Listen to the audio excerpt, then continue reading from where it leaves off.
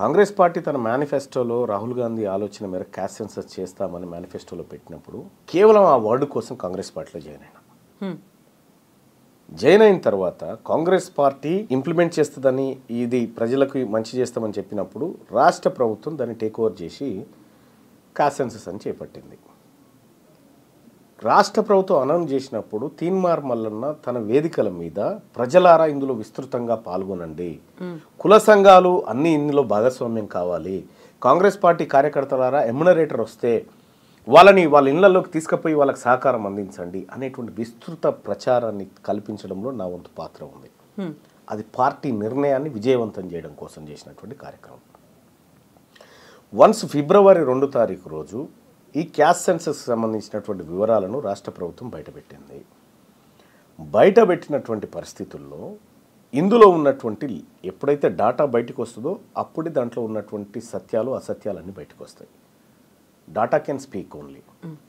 నోటి మాటగా మనం ఎన్ని అనుకున్నా వేరు.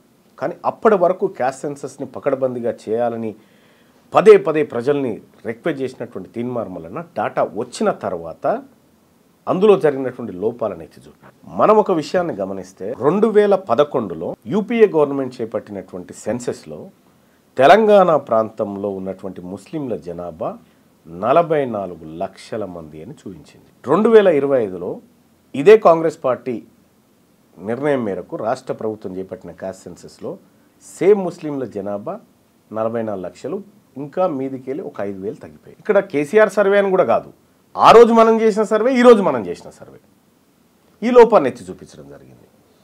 2011లో చేసిన సెన్సెస్లో తెలంగాణ రాష్ట్రంలో కుటుంబాల సంఖ్య 83.40 లక్షలు. ఇవాళ ముఖ్యమంత్రి గారు ప్రెస్ మీట్లో చెప్పింది తెలంగాణ రాష్ట్రంలో 1,15,00,000 గృహాలు ఉన్నాయి, అందులో 1,12,00,000 గృహాల సర్వే మేము చేసినాం, ఇంకొక 3 లక్షల గృహాల సర్వే జరగాల్సింది, అది 3.91 అనేటువంటి ఒక మాట చెప్పిన. సో 83లో 11లో 83 లక్షలు, ఇప్పుడు 1,15,00,000, వీటి మధ్యలో ఉన్న గ్యాప్ 32 లక్షలు. అంటే 2011 నుంచి 2025 వరకు 32 లక్షల గృహాలు పెరిగినాయి. 32 లక్షల అంటే అప్పుడు 83 లక్షలు ఉన్నప్పుడు 3,50,00,000 మంది జనాభా. ఇప్పుడు అదనంగా 32 లక్షల గృహాలు యాడ్ అయిన తర్వాత ఒక్క గృహం నుంచి ఒక్కరినే తీసుకు ఈ 3,50,00,000కు ఈ 32 లక్షలు యాడ్ అయితే కనీసం 3,82,00,000 జనాభానన్నా ఉండాలి మన లెక్కల ప్రకారం. అది లేకపోగా కేవలం తెలంగాణ జనాభా 3,70,00,000 అని చెప్పి రాష్ట్ర ప్రభుత్వం చెప్తా ఉంది. ఇంకొక 16 లక్షల మందిని మేము ఎమ్యునరేట్ చేయలేకపోయినాము అనేటువంటి మాట రాష్ట్ర ప్రభుత్వం చెప్పింది. మానుకోట విలేజ్లో ఎంతమంది ఉన్నారనేది పూర్తిగా లెక్క చేస్తే ఎంతమంది ఉన్నారనేది తెలుస్తుంది. సగం చేసి ఇంకా 16 లక్షల మంది మిగిలిపోయారు. ఈ 16 లక్షలు అనేటువంటి మాట నీకు ఎట్లా తెలిసింది? ఫస్ట్ మీకు చేస్తే కదా తెలిసేది. 16 లక్షల మంది మిగిలిపోయినారనేటువంటి మాట మీకు ఎట్లా తెలిసింది? ఇదొక అంశం. మళ్ళొక అంశం తీసుకుంటే తెలంగాణ రాష్ట్రంలో కేసీఆర్ నిర్వహించినటువంటి సమగ్ర కుటుంబ సర్వే అది ఎక్కడ అథెంటిక్ కాదని మీరు చెప్పినారు. ఇక్కడ క్లియర్గా 44 లక్షల మంది ఉన్నటువంటి మన సెన్సెస్లోనే 44 లక్షలు ఉన్న ముస్లింలు ఇప్పుడు కూడా 44 లక్షలే ఉండి 5,000 మంది అందులో చనిపోయినారు. కొత్తగా ముస్లింలకు ఒక్కరు పుట్టలే. కానీ గతంలో చేసినటువంటి లెక్కలలో ఉన్నటువంటి ఆధారాల ప్రకారం చూస్తే 10 లక్షల మంది ఉన్నటువంటి రెడ్లు ఈ 15 ఏళ్లలో కొత్తగా 5 లక్షల మందిని కన్నారు. 5 లక్షల మందికి జన్మనిచ్చి, కానీ 44 లక్షల మంది ముస్లింలు ఒక్కరిని కనలేక ఈ లెక్కలు చెప్తున్నాయి. ఇటువంటి అసమగ్రమైనటువంటి సర్వే నిర్వహించి ఏ వర్గాల ప్రజలను మీరు తక్కువ చేసి చూపించాలనుకుంటా ఉన్నారు? తెలంగాణ రాష్ట్రంలో ఉన్నటువంటి 6.98% అప్పర్ క్యాస్ట్ ఉందని ఖుద్దు అప్పటి ముఖ్యమంత్రి కేసీఆర్ గారు చెప్పినటువంటి లెక్కల ప్రకారం ఇంతమందే ఉన్నారని చెప్పిన తర్వాత 6.98% ఉన్నటువంటి వాళ్లకు 10% ఈడబ్ల్యూఎస్ ఎట్లా అమలు చేస్తావు అనేటువంటి క్వశ్చన్ రేజ్ అయినటువంటి పరిస్థితిలో అప్పర్ క్యాస్ట్ జనాభాని ఎక్కువ చేసి చూపించడానికి ఈ క్యాస్ట్ సెన్సస్ను వాడుకున్నాం. ఇక్కడ క్యాస్ట్ సెన్సస్ జరగాలని పేద వర్గాలన్నీ కోరుకున్నాయి. అసలు క్యాస్ట్ సెన్సస్లో పాల్గొనని వర్గాలు ఏమన్నా ఉన్నాయంటే అప్పర్ క్యాస్ట్. క్యాస్ట్ సెన్సస్లో పాల్గొనని వాళ్ళ సంఖ్య పెరిగింది, పాల్గొన్న వాళ్ళ సంఖ్య తగ్గిపోయింది. సో ఇవన్నీ చూసిన తర్వాత ఇవన్నిటిని పరిశీలిస్తున్నటువంటి ధర్మిల ఇది సమగ్రమైన సర్వే అని ఎట్లా అంటాం? అందుకోసం చింపేసినాం దాన్ని. ఇప్పుడు తీన్మార్ మల్లన్న ఇంత కూల్గా ఇంత డీటెయిల్డ్గా లెక్కలతో సహా మాట్లాడుతున్నారు. అదే పబ్లిక్లో ఉన్నప్పుడు అంత ఊపుతో మాట్లాడడానికి కారణం ఏంటి? అది కూడా అంత పరుష పదజాలం, అంత అగ్రెసివ్గా మాట్లాడడానికి. అప్పుడు కూడా ఇంతే కూల్గా ఇంత నింపాదిగా చెప్పొచ్చు కదా. మీరు TV9లో ఒక దశాబ్దం పాటు యాంకర్గా పనిచేసినారు. ఒక విషాదకరమైన వార్త వచ్చినప్పుడు మీరు చదివే విధానం వేరుంటుంది. ఒక ఆనందకరమైన వార్త వచ్చినప్పుడు మీ చదివే విధానంలో, మీ ఎక్స్ప్రెషన్స్లో, మీ వాయిస్ బేస్లో తేడా వస్తుంది. పబ్లిక్ మీటింగ్లో ప్రజలందరికీ వినబడేలాగా గట్టిగానే మాట్లాడాలి. మీరున్నారు. ఇప్పుడు నేను గట్టిగా అరిచి చెప్పడం వల్ల మీకేమన్నా లాభమా? గట్టిగా మాట్లాడడం వేరు, ఆవేశంగా మాట్లాడడం వేరు, అందులో అంత పరుష పదజాలంతో మాట్లాడడం కూడా వేరు. పరుష పదజాలం గురించి మాట్లాడదాం, కానీ ఇక్కడ కొన్ని వేలాది సమూహం ఒక దగ్గరికి చేరి ఒక ఆవేదనను వెలిబుచ్చుతున్నటువంటి సందర్భంలో అక్కడికి పోయిన వక్తగా నేను అదే ఫ్లోలో మాట్లాడాలి. అక్కడికి పోయి నేను నిదానంగా సావధానంగా మాట్లాడితే ఎక్కాల్సిన ప్రజలకు ఎక్కదు. కాబట్టి నేను ఏ ఫ్లోలోనైతే మాట్లాడానో అదే ఫ్లోలో మాట్లాడతా. ఏ వేదిక ఎక్కాల్సిన ప్రజలు ఎవరు, ఎవరికి ఎక్కాలనుకున్నారు? అంటే ఈ పేద వర్గాలు ఎవరికైతే అన్యాయం జరుగుతుందో వాళ్ళ మైండ్ సెట్లోకి ఈ అంశాన్ని తీసుకుపోవడానికి అనేకమైనటువంటి అంశాలను జోడించి తీసుకొని పోతాం. మనకు రిపోర్టర్లు వార్త పంపిస్తే దాన్ని మాడిఫై చేసుకుంటాం. దాని ఏది ప్రేక్షకుడికి అనుగుణంగా, ప్రేక్షకుడికి మైండ్లోకి చొరబడే అనుగుణంగా ఎట్లయితే ఎక్కించుకుంటామో సేమ్ వేదికల మీద కూడా నాయకత్వం అదే చేస్తుంది. కాకపోతే ఎక్కాల్సింది వాళ్ళకి అనుకున్నప్పుడు ఇంకొకరి మీద మీరు ఎక్కడం అనేది ఉంది కదా అక్కడ. సరే, ఇప్పుడు ఆ పరుషం అనేటువంటి పదం స్టార్ట్ చేయండి. ఎక్కడ, ఏమిటి, ఎలా, ఎందుకంత, ఏది, అది ఏ అంశం గురించి మాట్లాడు? యూజువల్గా కమ్యూనిటీల గురించి మాట్లాడడం కావచ్చు, లేకుంటే ఎవరు ఏం తాగాలి, ఎవరు ఏం తింటున్నారు, వీటన్నిటి గురించి మాట్లాడడానికి కూడా మీరు చెప్పినటువంటి ఈ లెక్కలు చెప్పి దానికి సంబంధించినటువంటి పోరాటమే గతం నుంచి జరుగుతుంది, కొన్ని దశాబ్దాలుగా జరుగుతుంది. అందరినీ ఏకం చేసుకుని ముందుకు కలిసి వెళ్ళాలి అనుకున్నప్పుడు కేవలం మీరు అనుకున్నట్టుగా ఒక పోరాటం కొద్ది మందితో చెయ్యాలి అనుకుంటున్నారా, అందరినీ కలుపుకొని చెయ్యాలి అనుకుంటున్నారా? అక్కడే డిఫరెన్స్ అనేది కనిపిస్తుంది కదా. మీరు వాళ్ళని కొంతమందిని ఎలిమినేట్ చేసినట్టు అనిపించింది కదా అక్కడ. ఇక్కడ ఇప్పుడు తెలంగాణ అసెంబ్లీలో 43 మంది రెడ్లు ఎమ్మెల్యేలు ఉన్నారమ్మా. ఓ 13 మంది వెలమ సామాజిక వర్గానికి సంబంధించినటువంటి వాళ్ళు ఉన్నారు. నిజంగా వాళ్ళు మా అందరినీ కలుపుకపోయిన ఉంటే వాళ్ళు అంతమంది ఉండొద్దు కదా. మమ్మల్ని పక్కకు పెట్టి వాళ్ళు పాలిటిక్స్ చేస్తున్నారు కదా. మరి అటువంటప్పుడు మేము కూడా వాళ్ళని పక్కకు పెట్టే పాలిటిక్స్ చేయాలి కదా. కాకపోతే పవర్ఫుల్గా వాళ్ళు కనిపిస్తున్నారు అనేది ఇందులోనూ బీసీలకి సంబంధించి కూడా ఇప్పుడు ఆర్ కృష్ణయ్య గారు పోరాటం ఎప్పటి నుంచో ఆల్మోస్ట్ ఒక 3 దశాబ్దాలుగా చేస్తూ వస్తున్నారు. ఆయన ఎంతమందిని చట్టసభలకు పంపించగలిగారు, చేసినటువంటి పోరాటం ఎంత మేరకు ఫలించింది అనేది కూడా కనిపిస్తుంది. ఆర్ కృష్ణయ్య గారు 30 సంవత్సరాలుగా చేసిన పోరాటం ఆయన స్థాయిలో ఆయన చేసుకుంటూ వచ్చాడు. మెజారిటీగా ఆయన పదే చెప్పిండు, నేను విద్యారంగం పైన ఫోకస్ పెట్టాను, నేను స్కాలర్షిప్ల కోసం, రియంబర్స్మెంట్ల కోసం, వీటి కోసం పోరాటం చేశాను, రాజకీయ పరమైనటువంటి పోరాటం చాలా తక్కువగా చేశాననేటువంటి మాట ఆయన చాలా వేదికల మీద చెప్పాడు.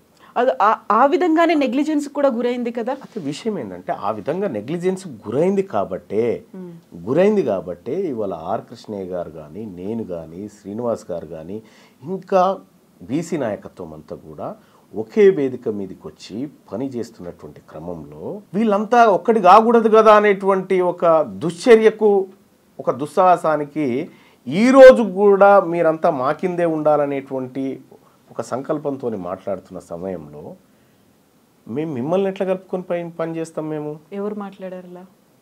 చాలామంది. ఒకే ఒక కమ్యూనిటీ మాత్రమే మాట్లాడిందా?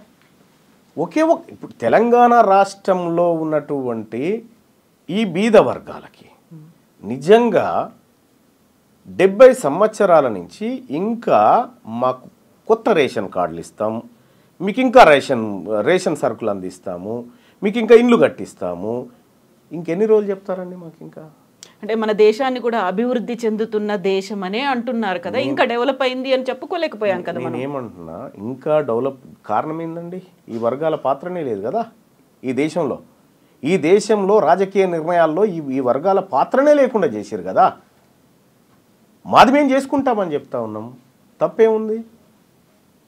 మాది మేము చేసుకుంటే మీకేమైనా ఇబ్బందా అని నేను ఆ వర్గాలను అడుగుతా ఉన్నా. సేమ్ మళ్ళీ ఇక్కడ కూడా అడగడం అనేది ఎలా అడుగుతారు? మాకంటూ ఒక ఫెయిర్ షేర్ కావాలి, మాకు సమాన వాటా ఉండాలి, హక్కులు ఉన్నాయి, మేము అధికారంలోకి రావాలి అనుకున్నప్పుడు వారిని అనగదొక్కండి, లేకుంటే వారిని ఇంకేదో చేసేయండి, మనం అధికారంలోకి వద్దాము, యుద్ధం చేద్దాము అనే ఒక మాట ఉంది చూడండి. పోరాటం చేయడం వేరు, యుద్ధం చేయడం వేరు కదా. అంటే యుద్ధము మీరు తెలంగాణ రాష్ట్రంలో మీరు రాసి పెట్టుకోండి. ఇప్పుడు చెప్తా ఉన్నా, అధికారం అనేది బీసీల వైపుకు ట్రాన్స్ఫర్ కావడంలో కూడా కాదు, రక్తపాతంతోనే ట్రాన్స్ఫర్ అవుతుంది భవిష్యత్తులో. అంత ఈజీగా వదిలిపెట్టరు వాళ్ళు. ఇవాళ తీన్మార్ మల్లన్న కేవలం బీసీ వర్గాల గురించే మాట్లాడుతూ ఉన్నాడు. ఎస్, మాతో కలిసి వచ్చే వర్గాలు ఉన్నాయి చాలా. నేను అనేక సార్లు చెప్పిన, ఈ తెలంగాణ రాష్ట్రంలో ఆర్యవైశ్యుల జనాభా కంటే వెలమల జనాభా చాలా తక్కువ. కానీ వాళ్ళ ఇండ్ల నుంచి ఎంతమంది మంత్రులు ముఖ్యమంత్రులు కాగలుగుతూ ఉన్నారు, వీళ్ళ దగ్గర నుంచి ఎందుకు కాలేకపోతూ ఉన్నారు? ఈ రాష్ట్రంలో ఉన్నటువంటి బ్రాహ్మణ జనాభా కంటే వెలమల జనాభా తక్కువ. వాళ్ళకు రావాల్సిన షేర్ ఎందుకు దక్కుతలేదు?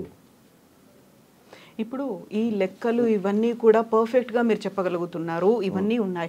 కాకుంటే మనకు తెలంగాణ ఉద్యమం కావచ్చు, దేశానికి స్వాతంత్ర పోరాటం కావచ్చు, శాంతియుతంగా జరిగింది, ఎక్కడ హింసాత్మకం లేదు, అహింసాయుతంగానే జరిగింది అనుకున్నప్పుడు తెలంగాణ ఉద్యమంలో ఆత్మహత్యలు, ఆత్మాహుతులు ఇలాంటివే వద్దన్న తర్వాత మీరు ఇప్పుడు అన్నమాట రక్తపాతం జరుగుతుంది. ఎందుకని? ఎవరు చేస్తారు? వాళ్ళే సృష్టిస్తారు. ఇది మా వర్గాల నుంచి వచ్చేది కాదు.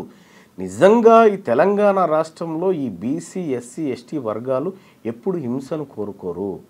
ప్రతి పోరాటంలో బలయ్యేది ఈ వర్గాలే.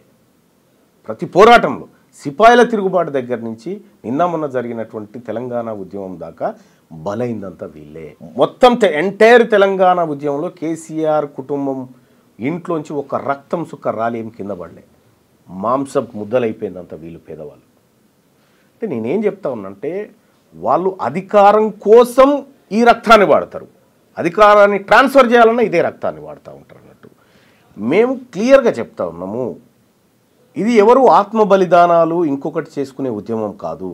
ఇది సగర్వంగా హమారా ఇస్సా, హమారా ఇజ్జత్, హమారా హుకూమత్ అని చెప్తా ఉన్నాము. న్యాయబద్ధంగా రావాల్సిన వాటా మీ వాటా మీరు తీసుకోండి, మా వాటా మాకు కావాలి. సో ఒక డిమాండ్, ఒక సరైనటువంటి డిమాండ్, న్యాయమైనటువంటి డిమాండ్, ఈ డిమాండ్ని యాక్సెప్ట్ చేయలేకపోతున్నాయా మీరన్నటువంటి ఆ పవర్ఫుల్గా కనిపిస్తున్నటువంటి కులాలు? నిజంగా రక్తపాతం అనేది వాళ్ళు చెయ్యాలి అనుకుంటే అంత ఈజీగా అవుతుందా? ఎర్ర సత్యం మహబూబ్ నగర్ ఎమ్మెల్యేగా పనిచేసినటువంటి ఎర్ర సత్యం ఒక బీసీ సామాజిక వర్గం నుంచి ఎదిగిన నేత.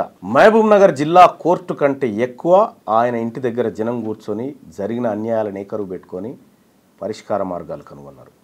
ఎర్ర సత్యం మహబూబ్ నగర్ పోతుందంటే ఒక్కరు కూడా అప్పర్ క్యాస్ట్లో కనీసం ఎదురుగా నిలబడడానికి సాహసం చేయలే. అటువంటి వ్యక్తిని చంపింది ఎవరండి?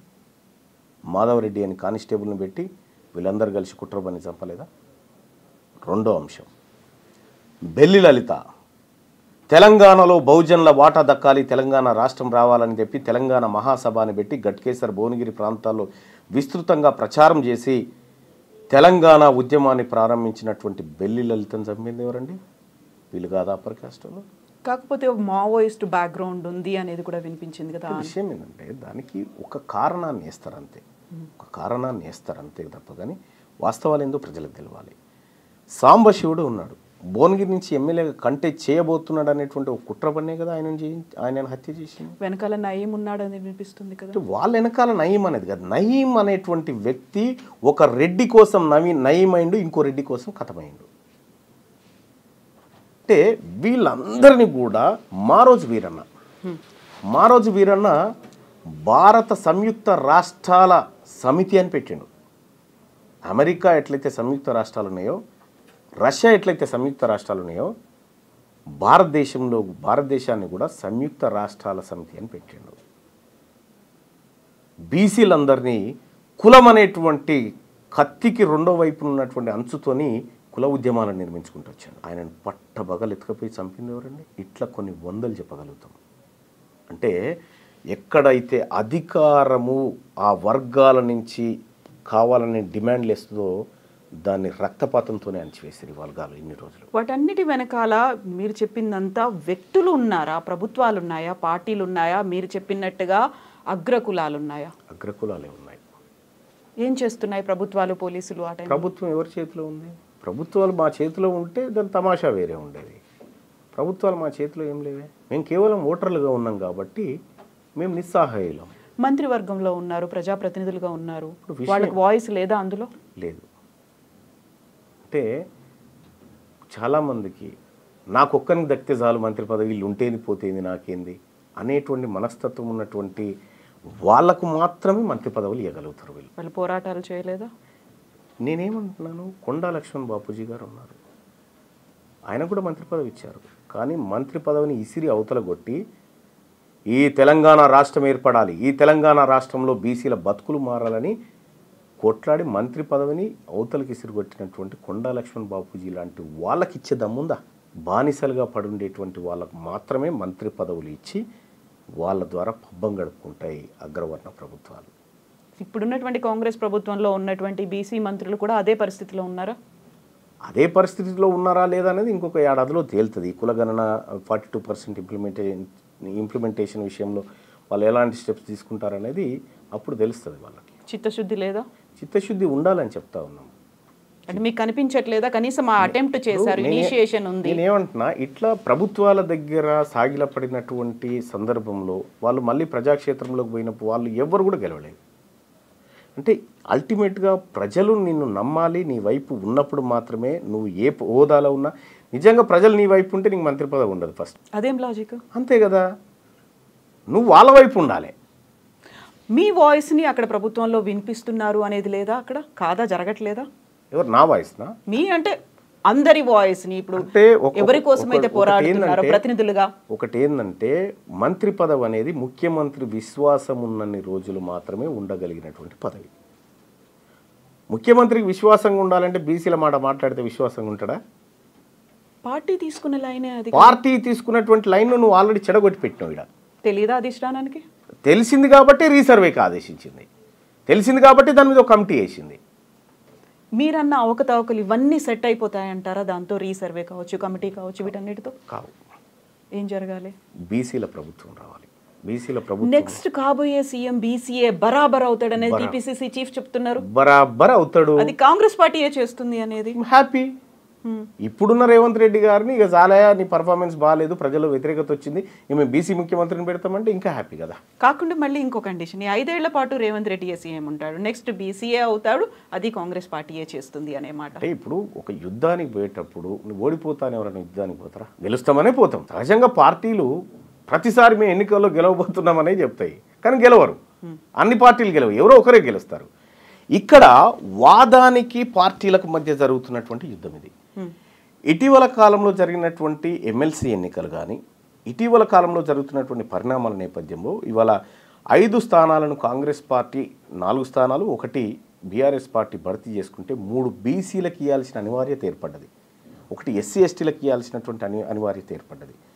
ఇక్కడ ఎమ్మెల్సీ ఎన్నికల్లో బీసీలకు టికెట్ ఇవ్వాలని చెప్పి మేమందరం కూడా కాంగ్రెస్ పార్టీ చెప్తే మేము బీసీలకు ఇవ్వాము, ఓసీలకు ఇస్తామంటే బీసీలంతా ఓడగొట్టి ఇంటికి పంపించారు. సో ఇవాళ ప్రభుత్వం రాష్ట్రంలో మారుతున్న పరిణామాలకు అనుగుణంగా ప్రభుత్వం పార్టీల విధానాలు కూడా మారుతూ ఉన్నాయి. అనివార్యమనే పరిస్థితి. అనివార్యంగానే లేకపోతే ఇప్పుడు ఈ బీసీ వాదము, ఈ ఉద్యమాలు ఇవన్నీ లేకపోతే వీళ్ళకెందుకు ఇస్తారండి? అవి తీసుకుపోవడానికి వేరే వాళ్ళు ఉంటుండే. కానీ ఇలా తప్పనిసరి పరిస్థితుల్లో ఈ వర్గాలకు ఇవ్వాల్సినటువంటి అనివార్యతను ఈ రాష్ట్రంలో క్రియేట్ చేయగలిగినాం. అంటే సాటిస్ఫాక్షన్ ఎక్కడికి లేదు. ఇప్పుడు మండల్లో 40 మంది ఎమ్మెల్సీలు ఉన్నారు. 40 మందిలో 29 మంది అప్పర్ కాస్ట్, 29 మంది, ఒక 9 మంది ఏమో బీసీలు ఉన్నారు, ఒకరు ఎస్సీ ఒకరు ఎస్టీ ఉంది. ఇప్పుడు 29 మందిలోంచి ఒక 3 బీసీలు వచ్చినారు, 2 ఎస్సీ ఎస్టీ వచ్చినారు. అంటే కొంత కోటా భర్తీ అవుతా ఉంది. ఒక్క ఎమ్మెల్సీలే రెడ్లు 16 మంది ఉన్నారు. వాళ్ళు ఉండాలి, వాళ్ళకు వాస్తవానికి రావాల్సింది ఒకటే ఎమ్మెల్సీ రావాలి, వాళ్ళు 16 ఉన్నాయి.